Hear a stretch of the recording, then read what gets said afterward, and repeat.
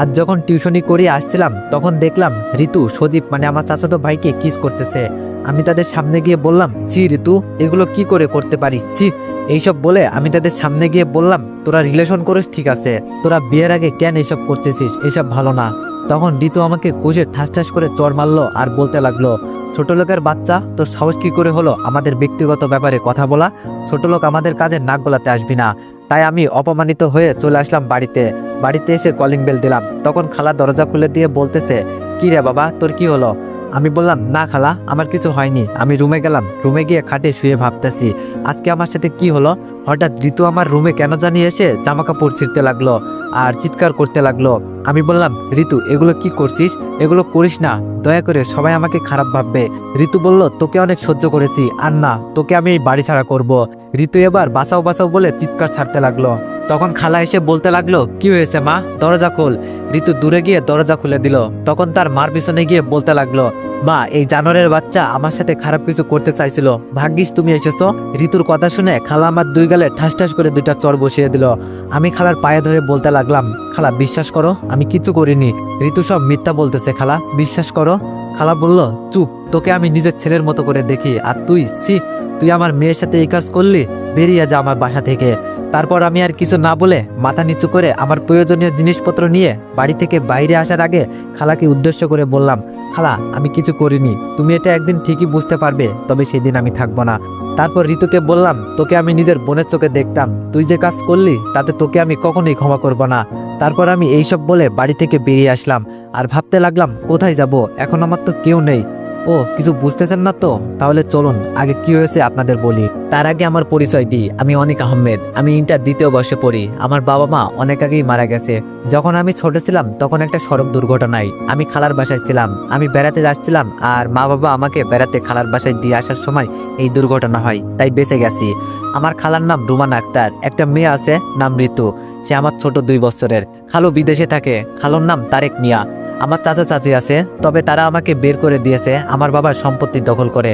আমার খালু কিছু বলতে পারেনি, কারণ আমার চাচা একজন এমপি, নাম মতিউর রহমান। চাচার একটা ছেলে আছে, তার নাম সজীব, আর চাচির নাম রাহেলা বেগম। যাক, এখন গল্পে আসা যাক। খালা আমাকে অনেক ভালোবাসে, আর ঋতু মানে আমার খালাতো বোন আমাকে সহ্য করতে পারে না, আমাকে অনেক কষ্ট দেয়।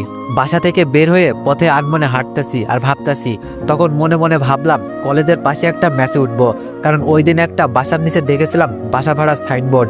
ম্যাচের ভাড়ার কোনো চিন্তা নেই, কারণ আমি 3টা টিউশনি পড়াই, যেই ভাবা সেই কাজ। ম্যাচে উঠে কিছুক্ষণ রুমটা সাজাতে সাজাতে দুপুর হয়ে গেল, তাই নিচের দোকান থেকে কিছু খাবার নিয়ে আসলাম। ও বলে দিই, কাল মাস শেষ হয়েছে, টিউশনির বেতন পেলাম, তাই আর কোনো টাকা নিয়ে চিন্তা হয়নি। ওয়ানেক্স হচ্ছে সবচেয়ে বিশ্বস্ত বুকমেকার, যা পিএইচডি এবং সিরিয়া অ্যাপের অফিসিয়াল পার্টনার। 22শে মার্চ থেকে ইন্ডিয়ান প্রিমিয়ার লিগ শুরু হতে চলেছে এবং এটি সবচেয়ে বড় সুযোগ আপনার প্রিয় দলকে সমর্থন করার। এই অ্যাপসে আপনি cricket, football, tennis live match দেখতে এবং তাদের স্কোর ভবিষ্যৎবাণী করে সহজেই অর্থ উপার্জন করতে পারবেন। সেই সাথে BMW গাড়ি, আইফোন, ল্যাপটপ এবং আরও অনেক নগদ পুরস্কার জেতারও সুযোগ রয়েছে। এই অ্যাপটিতে আপনি class, crystal, under and over 21 ইত্যাদি গেম খেলে সহজেই আয় করতে পারবেন। আপনি বিকাশ, নগদ, রকেট ব্যাংক, ক্রিপ্টো, পেপল এবং অন্যান্য সহজ পদ্ধতির মাধ্যমে সহজেই আপনার জেতা টাকা তুলতে পারবেন। এখানে আপনি 24 ঘন্টায় 7 দিন গ্রাহক সহায়তা পাবেন। তাই এখনই পিন কমেন্টের লিঙ্ক ব্যবহার করে রেজিস্ট্রেশন করুন, অথবা গুগলে ওয়ানেক্স সার্চ লিখে রেজিস্ট্রেশন করুন। আর হ্যাঁ, রেজিস্ট্রেশনের সময় আমার প্রোমো কোড VODO7 ব্যবহার করে প্রথমবার ডিপোজিটে 20,000 টাকা পর্যন্ত পান। ম্যাচে এসে খাবার খেয়ে জোহরের নামাজ পড়ে বিছানায় গায়ে এলিয়ে দিয়ে ভাবতে লাগলাম, কেন আমাকে ঋতু মিথ্যা অপবাদ দিল? আর খালা তো আমাকে নিজের ছেলের মতোই ভাবে, সে কেন বিশ্বাস করে নিল? নিবেই বা না কেন? তার নিজের মেয়ের কথা তো আর কেউ অবিশ্বাস করবে না। আর বলতেছি, হায় রে দুনিয়া, আজ আমার কেউ নাই বলে, আমি এতিম বলে। আজ যদি আমার বাবা মা বেঁচে থাকতো, তাইলে হয়তো খালা তার মেয়ের সাথে আমার বিয়েটা দিতে চাইতো। এইসব ভাবতে ভাবতে ঘুমিয়ে গেলাম। সন্ধ্যায় ঘুম থেকে উঠে কিছুক্ষণ ছাদে হাঁটাহাঁটি করলাম। ও, আপনারা ভাবতে পারেন আজ টিউশনিতে যাই নাই কেন? আজ শুক্রবার ছিল, তাই টিউশনি করাতে যাইনি। সন্ধ্যায় মাগরিবের নামাজ পড়ে এসে কিছুক্ষণ পরে নিচের দোকান থেকে কিছু খেয়ে ঘুমিয়ে গেলাম। পরের দিন ভোরে আজান শুনে উঠে নামাজ পড়তে গেলাম বাড়ির পাশে মসজিদে। নামাজ পড়ে বেশ কিছুক্ষণ হাঁটাহাঁটি করলাম। ফজরে নামাজ পড়ে সকালে ঠান্ডা আবহাওয়ায় হাঁটাহাঁটি করলে মনে দুঃখ কষ্ট চলে যায়। তারপর দোকান থেকে কিছু খেয়ে 7টে একটা টিউশনি করাতে গেলাম। সেখান থেকে এসে কলেজে গেলাম। সেইখানে গিয়ে দেখি আমার বন্ধু আবির এখনো আসেনি। ও, আপনাদের তো আমার বন্ধু আবিরের কথা বলা হয়নি। আবির আমার বেস্ট ফ্রেন্ড, সে আমার সব জানে, কিন্তু কালকের বিষয় জানে না। আবির এখনো আসেনি, তাই আমি একটা গাছের নিচে বসে বই পড়ছি। আমার যখন মন খারাপ হয় তখন আমি বই পড়ি। কিছুক্ষণ পর আবির আসলো আর বলতে লাগলো, কিরে অনিক, কখন আসলি? আমি বললাম, এই তো একটু আগে। আবির বলল, কিরে তোর মন খারাপ কেন? আমি বললাম, কই আরে না, এমনি।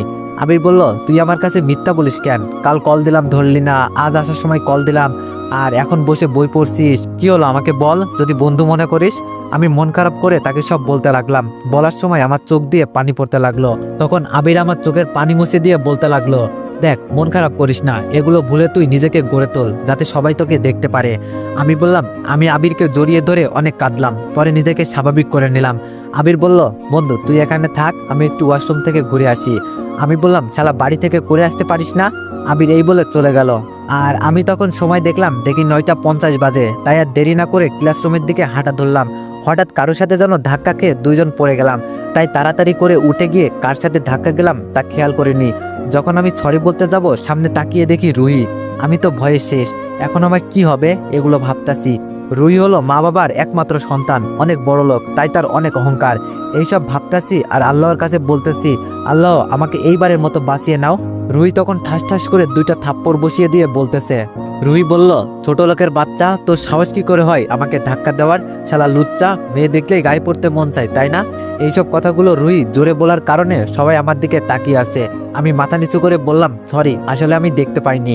রুহি বলল, তোর শরীর গুষ্টি কিলাই, শালা ক্ষেত, তোদের মতো ছেলেদের আমার চেনা আছে, মেয়ে দেখলেই খালি গায়ে পড়তে মন চায়। এই বলে রুহি চলে গেল আর আমার চোখ দিয়ে পানি পড়তে লাগলো। আর বলতে লাগলাম, সামান্য কিছুর জন্য আমাকে সবার সামনে এইরকম অপমান না করলেও পারতো। এগুলো মনে মনে বলছি আর হাঁটতেছি। তাই তাড়াতাড়ি চোখের পানি মুছে ক্লাসরুমে গেলাম। ক্লাসরুমে গিয়ে সোজা আবিরের পাশে বসলাম। অন্যদিকে রিমি, রুহির বান্ধবী, বলতে লাগলো, রুহি তুই ছেলেটাকে শুধু শুধু কথা শুনাইলি, তার কোনো দোষ ছিল না রে। রুহি বলল, তুই চুপ করবি, তোর কেন ওই ছোট লোকের প্রতি দরদ হইতাছে? রিমি বলল, এখানে দরদের কি আছে? দেখ তুই যেমন মানুষ, সেও একজন মানুষ, শুধু ব্যবধান হলো তুই কোটিপতির মেয়ে আর ছেলেটা গরিব। তাছাড়া দেখ ছেলেটার কত মায়া লাগে। রুহি বলল, দেখ আমাকে জ্ঞান দিতে আসিস না, ছেলেটাকে আমার একদম সহ্য হয় না, কারণ সে গরিব। আর বললি না ছেলেটাকে কত মায়া লাগে, তাহলে তুই গিয়ে প্রেম কর। রিমি বলল, তোকে বোঝাতে আর পারবো না, তো যা ইচ্ছা তাই কর। অন্যদিকে আবির বলল, কিরে তোকে আবার ওই অহংকারী মেয়ে অপমান করলো, তুই যদি ইশারা করে না বলতি তাহলে ওরা অর্ধেক কি করতাম। আমি বললাম, ছাড় না ভাই, ওরা বড় লোক, ওরা দাতা করতে পারে, এখন বাদ দে, স্যার আসছে ক্লাস কর। একে একে সব ক্লাস করে বাইর হয়ে আমি আর আবির ক্যান্টিনে গিয়ে খেতে বসলাম। খাওয়া শেষ। আবির বলল, বন্ধু তুই বাইরে গিয়ে দাঁড়া, আমার একটা কল আসছে, কথা বলে বিল দিয়ে আসছি বলে চলে গেল। আমি বললাম, আচ্ছা ঠিক আছে বলে বাইর হয়ে কিছুক্ষণ মাথা নিচু করে হাঁটার পরে যেই না গাছতলার কাছে যাব, তখন কে যেন ল্যাং মেরে দিল। আমি তাল সামলাতে না পেরে নিচে পড়ে গেলাম। সবাই হাসাহাসি করতে লাগলো। আমি লজ্জায় মাথা নিচু করে আছি। খেয়াল করলাম যে ল্যাং মারলো সে আর কেউ নয়, রুহি। তখন আমি কিছু বলতে যাব, তার আগেই রুহি বলতে লাগলো, এই ছোট লোকের বাচ্চা, তোর সাহস কি করে হয় আমার শরীর টাচ করার? এই বলে কষে থাপ্পড় মারলো। তুই জানিস এই জামাটার দাম কত? এই জামাটার টাকা দিয়ে তোর সারা বছর চলে যাবে। ছোট লোক, তোর জন্য আমার জামা নষ্ট হয়ে গেল। আমি বললাম, আপনি না আমাকে ল্যাং মেরে ফেলে দিলেন, তা আমাকে কেন কথা শোনাচ্ছেন? রুহি বলল, তোর এত বড় সাহস আমার মুখে মুখে কথা বলিস? এই বলে রুহি আমার 2 গালে চড় বসিয়ে দিল। আমি আর কিছু বলতে পারছি না, তাই আমি অপমানিত হয়ে সেইখান থেকে চলে আসলাম। আবিরের জন্য আর দাঁড়ালাম না, আসার সময় মোবাইল বন্ধ করে দিই। অন্যদিকে আবির ফোনে কথা বলতে বিল দিতে দেরির কারণে আমারে যে রুহি অপমান করলো তা বুঝতে পারিনি। সে যখন বাইরে আসলো তখন সবাই আমার নামে এইটা সেটা শুনে, তাই সে তাদের কাছে গিয়ে বলে, ভাই কি হয়েছে? তারা সব আবিরকে বলতে লাগলো। তা শুনে আবিরের মাথা গরম হয়ে গেল আর সে রুহির কাছে গিয়ে বলতে লাগলো, এই যে মিস বড় লোকের অহংকারী মেয়ে, আপনি আমার বন্ধুকে কেন সারাক্ষণ অপমান করেন? রুহি বলল, এই তোর সাহস কি করে হয় আমাকে অহংকারী বলার, ছোট লোকের বাচ্চা? এই বলে যখন থাপ্পড় দিতে যাবে তখন আবির হাত ধরে বলতে লাগলো, আপনার সাহস কি করে হয় আমাকে মারার? এটা আমার বন্ধু না যে মারতে পারবেন, এটা আবির খান, বুঝলেন? রুহি বলল, তোকে আমি। আবির বলল, আরে রাখেন আপনার রাগ, আপনি একজন অহংকারী। আপনারা সবাই শুধু টাকার দিক থেকে বড়, মনের দিক থেকে ছোট। আপনারা শুধু চিনেন টাকা, তাই মানুষকে মানুষ মনে করেন না। জানেন ছেলেটা এতিম, তার কেউ নেই, তারপরেও ছেলেটা কত স্বাভাবিকভাবে হাঁটাচলা করে। সে নিজের পড়াশোনা নিজেই চালায়, তা কখনো খোঁজ নিয়েছেন? এতদিন ধরে তাকে আপনি শুধু অপমান অবহেলা করে যাচ্ছেন। ছেলেটার মনে কত কষ্ট কখনো জানতে চেয়েছিলেন? ও আমি কাকে কি বলছি, আপনাদের কাছে তো সেই মনই নেই যে তাকে বুঝবেন। এই কথা বলে আবির চলে গেল। অন্যদিকে রুহি মাথা নিচু করে সব শুনে চোখের পানি ফেলে বাসায় চলে গেল। ওপর দিকে আমি কলেজ থেকে ম্যাচে ফিরে কতক্ষণ আজকে ও কালকের বিষয় সব ভাবতে লাগলাম। কেন আমার সাথে এমন হয়? আমাকে কেন সবাই অবহেলা অপমান করে? মাঝে মাঝে মনে হয় নিজেকে শেষ করে দিই, তাতে যদি সবাই শান্তি পায়। যদি আত্মহত্যা মহাপাপ না হতো হয়তো তাহলে আরো আগে নিজেকে শেষ করে দিতাম। আবারও ভাবতে লাগলাম, আল্লাহ যা করেন ভালোর জন্যই করেন, হয়তো আজকে দুঃখটা একদিন খুশিতে পরিণত হবে। এইসব ভাবছি তখন কানে শুনলাম জোহরের আজান। তাই আর দেরি না করে গোসল করে নামাজ পড়ে হোটেল থেকে কিছু খেয়ে নিই। মোবাইলটা হাতে নিয়ে খুলতে যাব কিন্তু খুলিনি। অন্যদিকে আবির কল দিয়ে যাচ্ছে কিন্তু মোবাইল বন্ধ পায়। আর আবির মনে মনে ভাবে, ছেলেটা আবার নিজের কিছু করে ফেলে নাই তো? তাড়াহুড়োতে তার বাসার ঠিকানা নিতে ভুলে গিয়েছে, নাইলে এখন যেতে পারতাম। এইদিকে আমি কিছুক্ষণ আরাম করতে লাগলাম আর ভাবতেছি কিছুদিন কলেজে যাব না। আর 3 মাস পর ফাইনাল এক্সাম, আবার পরে কলেজ মিস করা যাবে না। তাই এখন কয়দিন কলেজে যাব না। এইসব ভাবতে ভাবতে 3টা বেজে গেল। তাই কিভাবে মোবাইলটা খোলাতেই দেখলাম আবিরের 100+ কল। এটা দেখেই আমি অবাক।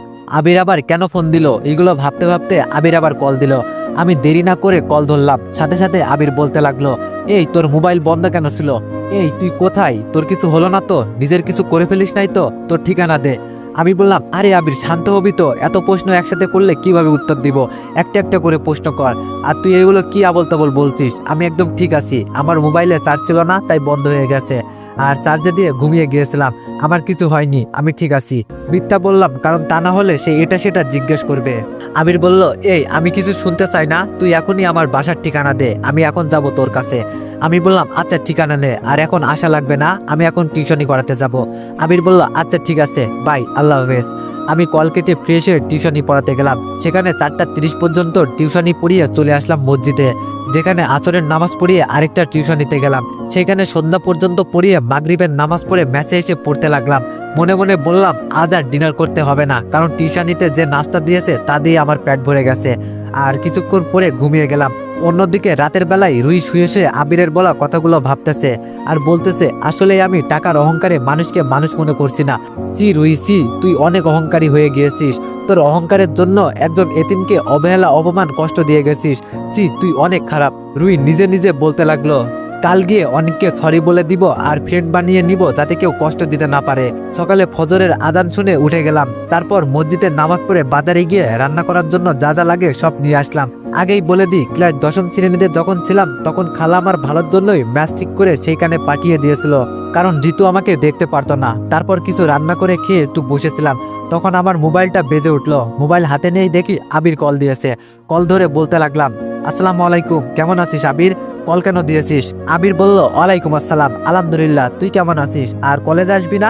আমি বললাম, আলহামদুলিল্লাহ। না রে, কলেজে কিছুদিন যাব না। আবির বলল, কেন যাবি না? আমি বললাম, না এমনি। আবির বলল, তাহলে আমিও কলেজে যাব না, আর তুই থাক, আমি তোর কাছে আসছি, দুইজন ঘুরতে যাব। আমি বললাম, আচ্ছা তাহলে 10টার দিকে আসিস, কেমন? আমি টিউশনি পড়িয়ে তোর জন্য অপেক্ষা করব, কেমন? আবির বলল, আচ্ছা আল্লাহ হাফেজ। এই বলে কল কেটে দিল। আমি কল রেখে কিছুক্ষণ পরে 7টা 30-এর দিকে টিউশনি পড়াতে গেলাম। টিউশনি পড়িয়ে 9টা 30-এর মধ্যে বাসে এসে বসলাম। কিছুক্ষণের ভিতরেই আবির আসলো, তাই তাকে বসিয়ে নাস্তা আনতে যাব, তখন সে মানা করে দিল। ওকে অনেক জোর করে নাস্তা দিতে পারলাম না, তাই তাকে বসিয়ে আমি ফ্রেশ হয়ে দুইজন আবিরের বাইক নিয়ে ঘুরতে গেলাম। তবে বেশি দূরে না, আমাদের ম্যাচ থেকে 10 মিনিট লাগে গাড়ি ভাড়া করে যেতে। একটা সমুদ্র সৈকত, এটা আপনারা হয়তো কেউ চিনবেন, চট্টগ্রাম সীতাকুণ্ড গুলিয়াখালীতে।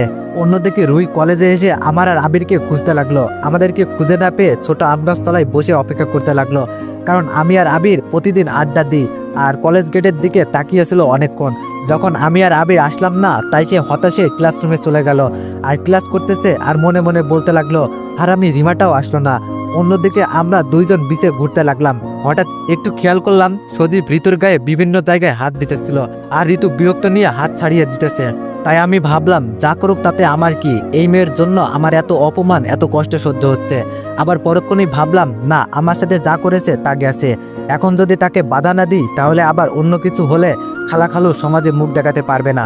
এইসব মনে মনে বলে আমি আবিরকে বললাম, আবির তুই এখানেই দাঁড়া, আমি একটু ওই দিক থেকে আসি। সেইটা বলে আমি চলে আসলাম তাদের সামনে। তখন বললাম, সজীব এগুলো কি হচ্ছে? তুমি ঋতুকে বাজেভাবে টাচ করছো কেন? তখন ঋতু আমাকে কোষে থাপ্পড় দিয়ে বলতে লাগলো। তো এভরিওয়ান, গল্পটি কন্টিনিউ করাতে চাইলে সবাই একটু কমেন্টে জানাইও যে গল্পটি কেমন হয়েছে। আর এভরিওয়ান, সবাইকে একটা কথা দিলাম, কালকে থেকে গল্প বড় করব। ধন্যবাদ।